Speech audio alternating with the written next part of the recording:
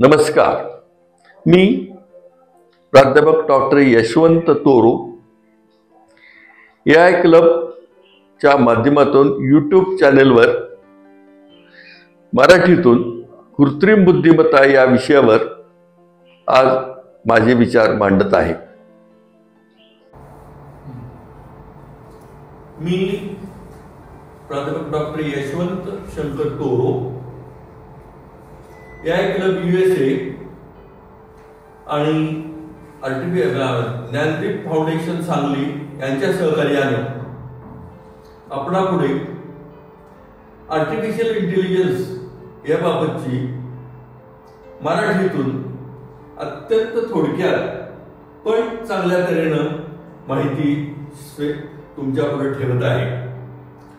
Me retired professor of Fergusson college होतो, त्याच्या अगोदर गिलिडन महाविद्यालयात 30 वर्ष सर्व्हिस झाल्यानंतर मी डेक्कन सोसायटी सेक्रेटरी झालो आणि तिथून पुढे 1 वर्ष फर्ग्युसन कॉलेजला काम करून फर्ग्युसन कॉलेजमध्ये रिटायर झालो।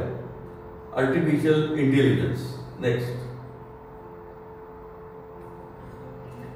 आर्टिफिशियल इंटेलिजन्स म्हणजे कृत्रिम बुद्धिमत्ता अथवा प्रज्ञा हा एक अनेक तंत्रज्ञानाचा समूह आहे जो एकत्रितपणे काम करून संगणकाकडून अनेक कामे करून घेण्यासाठी विचार करणे, तर्क करणे आणि हे करण्यासाठी मानवाच्या मेंदूचा जिथे जिथे वापर केला जातो त्याचा वापर केला जातो। थोडक्यात म्हणजे AI असलेली विचार कराव्यास लागणारी बाह्य परिस्थितीप्रमाणे स्पर्श, दृष्टी आणि इतर काही संवेदना या लॉजिकचा वापर करून काही निष्कर्ष काढून अवलोकनामध्ये विचार करून बदल करत असेल त्याला AI असे म्हणतात। नेक्स्ट, आर्टिफिशियल इंटेलिजन्स यंत्रामध्ये माणसा इतक्या क्षमता निर्माण करणे हे AI चे महत्त्वाचे ध्येय मानले गेले आहे। एखाद्या मशीनला जर माणसासारखे बनवायचे असेल तर त्याला त्याची आपली भाषा नीट समजायला हवी, त्याला बोलता यायला हवे, त्याला चालता यायला हवे, त्याला दिसायला हवे, त्याला वेगवेगळी कामे करता यायला हवी, त्याला वैद्यकीय कायदे विषयक संशोधनातील गुंतवणुकीबाबत सल्ले देता यायला हवेत, त्याला भाषा नीट समजायला हवी आणि यासाठी मग नॅचरल लँग्वेज प्रोसेसिंगचा वापर सुरू झाला, जन्म झाला।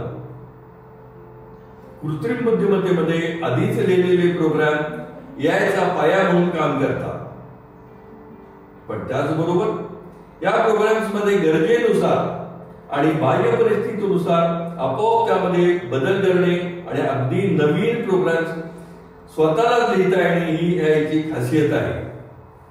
लहानपणापासून जसा आपला मेंदू विकसित होत जातो तसेच AI चे प्रोग्राम शिकतात व विकसित होत जातात। नेक्स्ट, AI म्हणजे काय?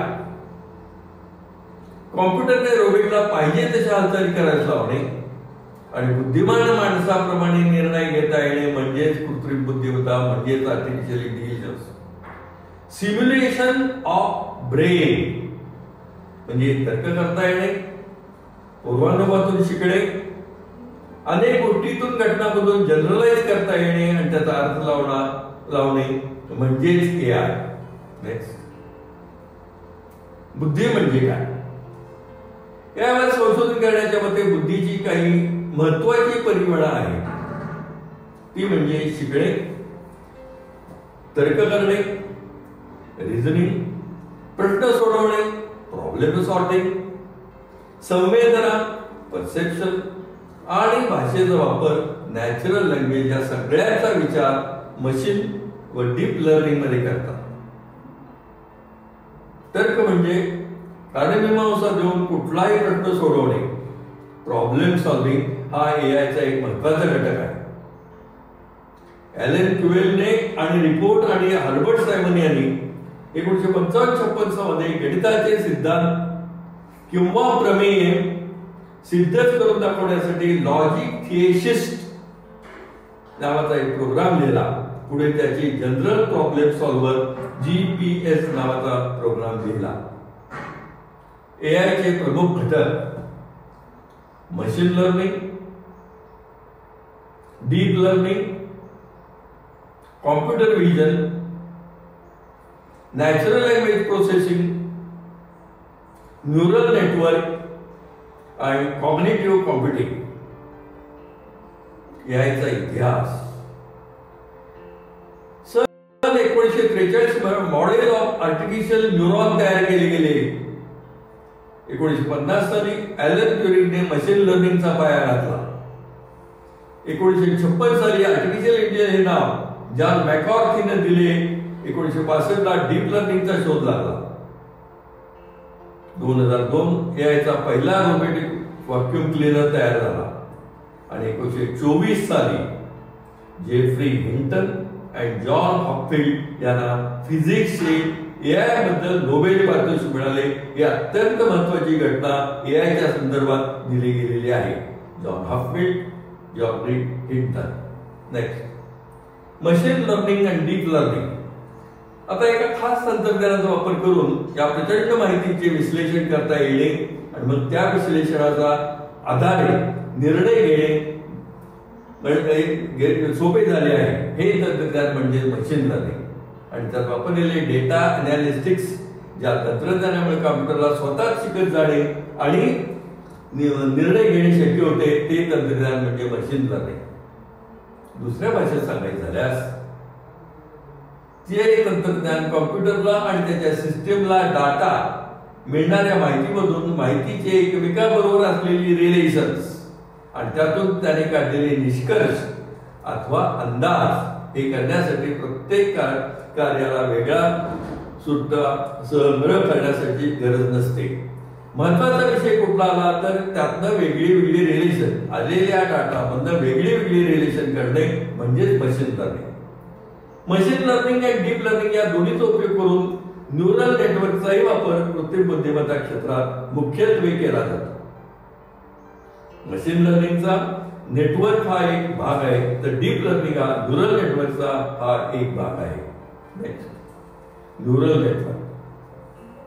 आपल्या मेंदूत अंदाजे 1000 कोटी इतके न्यूरॉन्स असतात. 1000 कोटी.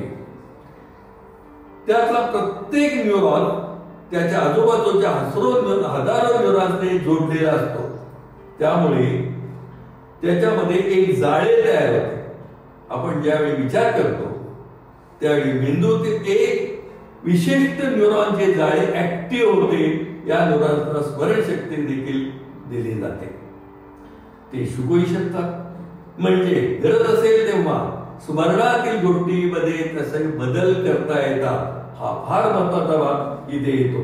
तो म्हणजे शिकणे आणि शिकताना पाठीमागचा जो काही अभ्यास केला असेल त्याची काही मेमरी केली असेल त्याचा सुद्धा वापर केला जातो आणि पुढच्या ज्ञानाला उपयोग त्याचा होतो. त्याच्यामुळे आपल्याला झालेल्या संदेशाबद्दल स्मरणातल्या गोष्टीचा वापर करून हा फार महत्वाचा. स्मरणातल्या गोष्टीचा वापर करून त्या पुढचा संदेश हे न्यूरॉन्स आपल्या जोडलेल्या न्यूरॉन्सला पाहू शकतात. आता हा एक जर भाग जर बघितला आपण हा एक मानवाच्या न्यूरॉनचा फरक आहे. हा जर इथं भाग बघितला तर इथं एक्झॉन म्हणतात. एक्झॉनला इथं सगळे असे डेंड्राइट्स असतात. एक्झॉन मधनं एक इथून कम्प्लीट बाय इथपर्यंत झालं तर त्याच्या पुढे इथं त्याचे टिलोडेंड्राइट्स असतात आणि याच्या भोवती मायलिन शीथ असतं. हे सगळं करत असताना एका बाजूला परसेप्शन जी काही गोष्ट आपल्याला दिसते ती परसीव्ह होते आणि ती गोष्ट हळूहळू हळूहळू इथं जाते आणि इथून गेल्यानंतर इथं हे फार महत्वाचा भाग आहे. परत एकदा बघा हा महत्वाचा भाग आहे.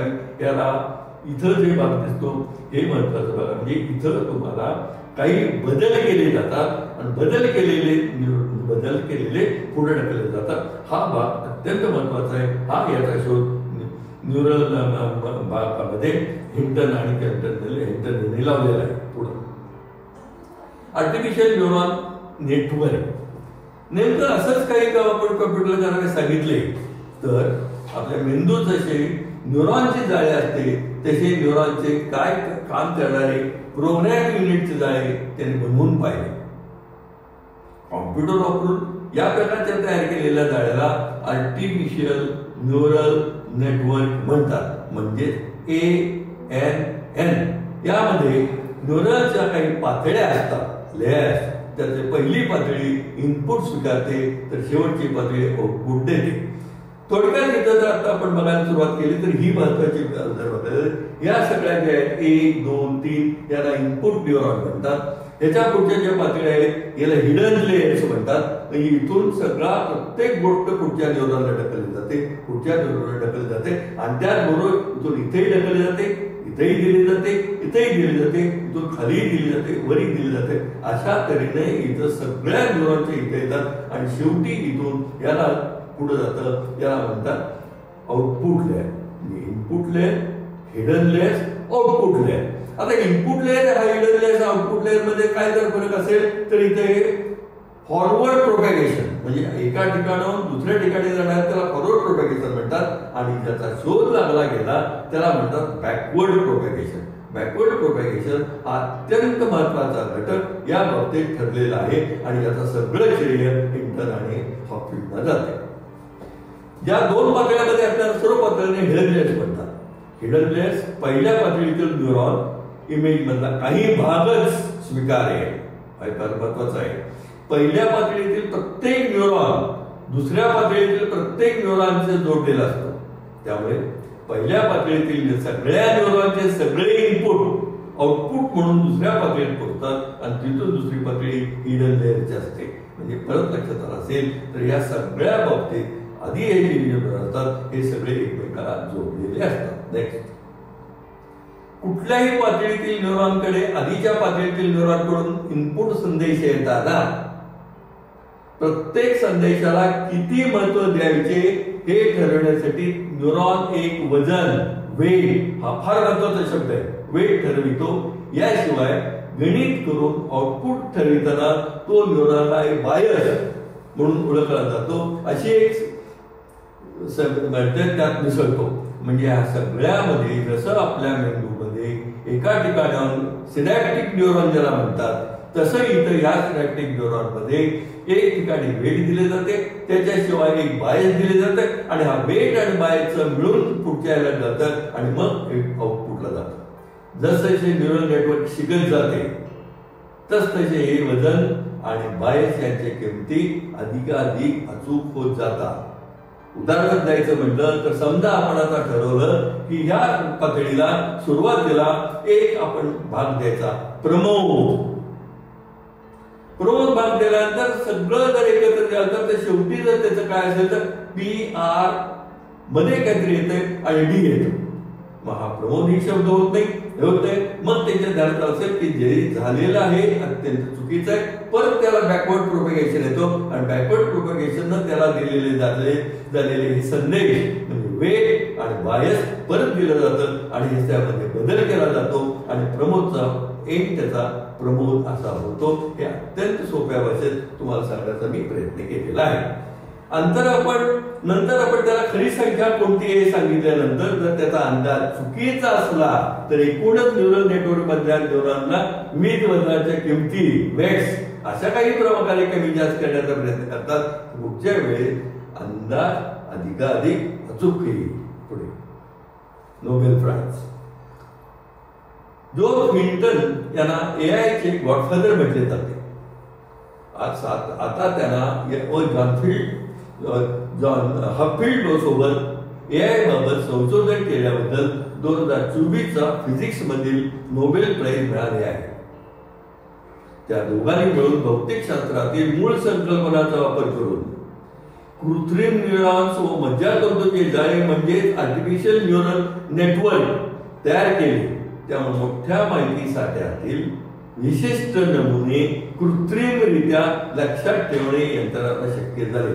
हा सगळ्यात जर काय गाभ असेल तर हा गाभ आहे. त्यामुळे मशीन लर्निंगचा पायाच त्यांनी रचला आहे असे म्हणले जाते. त्यांच्या या संशोधनामुळे कृत्रिम बुद्धिमत्ता विकसित होण्यास चालना मिळाली. त्यांनी याची तुलना औद्योगिक क्रांतीशी करता येईल असे म्हटले आहे. आरोग्यामध्ये नवे नवे संशोधन, हवामान अनेक क्षेत्रात तंत्रज्ञानाचा वापर होईल असे त्यांनी म्हटले आहे. नेक्स्ट, मशीन लर्निंग आणि यामध्ये बॅक प्रोपेगेशन या संकल्पनेला फारच महत्व आहे. त्यामुळे संगणित प्रणाली त्याला मिळणारा आउटपुट पद्धत सतत विचार शिकवत जातो. या बॅक प्रोपेगेशनचा शोध हिंटन यांनी लावला. परत मगाशी मी सांगितलं तसं बॅक प्रोपेगेशन एकदा केलेला व्हायला परत तिथं योग्य जर नसेल तर त्यामध्ये बायस आणि वेटमुळे बदल घडवलं जातं आणि शेवटी उत्तर करेक्ट आले जातं. बॅक प्रोपेगेशनचा डीप लर्निंगच्या आर्किटेक्चर आकृतीबंधात उभा करण्यावर उपयोग या त्यांच्या सिद्धांताचा आजच्या एआयच्या जडणघडणीत सिंहाचा वाटा आहे.